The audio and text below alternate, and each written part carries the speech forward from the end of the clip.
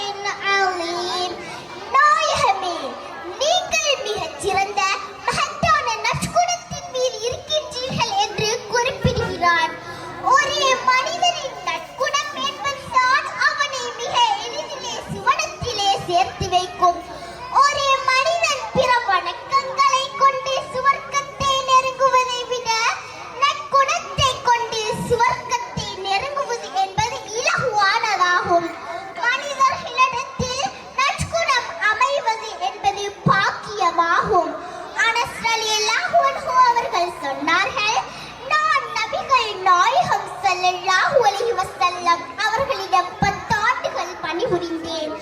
அவர்கள் என்னை மனவேதனைப்படி என்றோர், ஏன் இதை செய்தாய், இப்படி செய்திருக்க கூடாதா என்று அவர்கள் சொன்னதில்லை. ஒரு தடவை யமன் நாட்டில் இருந்த ஒரு குழு நபிகள் பெருமானார் ஸல்லல்லாஹு அலைஹி வஸல்லம் அவர்களிடம் சென்று, யா ரசூலல்லாஹ், யமனில் இஸ்லாத்தை ஏற்ற மக்கள் நிறைய இருக்கிறார்கள். ஆனால் இவர்களுக்கு இஸ்லாத்தை பற்றி எடுத்துச் சொல்வதற்கு ஓர் தலைவர் இல்லை. பிரச்சனை ஏற்பட்டால் தீர்வு கூறுவதற்கு ஓர் தலைவர் வேண்டும் என்று முறையிட்ட போது நபிகள் பெருமானார் ஸல்லல்லாஹு அலைஹி வஸல்லம் அவர்கள் 20 வயது கூட தாண்டாத முஆத் ரலியல்லாஹு அன்ஹு அவர்களை அனுப்பி வைத்தார்கள். அவர்கள் வானத்தில் ஏறி புறப்பட தயாராகும் போது, மாதே மக்களுடன் நற்குணத்துடன் நடந்து கொள்வீராக என்று சொல்லி அனுப்பினார்கள். அது மட்டுமல்ல, தமது மனைவியர் நாயகம் ஸல்லல்லாஹு அலைஹி வஸல்லம் அவர்களின் நற்குணமும், நாயகம் ஸல்லல்லாஹு அலைஹி வஸல்லம் அவர்கள் தமது மனைவியரிடம் நடந்து கொண்ட முறையும் ஆண்கள் அனைவருக்கும் மிகச் சிறந்த முன்மாதிரியாக திகழ்கிறது. மாநபி ஸல்லல்லாஹு அலைஹி வஸல்லம் அவர்கள் வீட்டில் என்னென்ன விடயங்களை செய்வார்கள் என்று அன்னை ஆயிஷா ரலியல்லாஹு அன்ஹா அவர்களிடம் கேட்கப்பட்டது.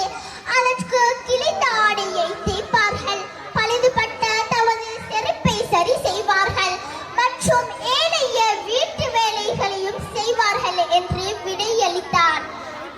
மாநபி முத்து முஹம்மது ஸல்லல்லாஹு அலைஹி வஸல்லம் அவர்கள் தமது தனிப்பட்ட வேலையை தாமே செய்து கொள்வார்கள் என்பதும், தமது மனைவியர் செய்யும் வேலையில் பங்கெடுத்துக் கொள்வார்கள் என்பதும் தெளிவாகிறது. என்ன சிறந்த அழகான நற்குணம் இது!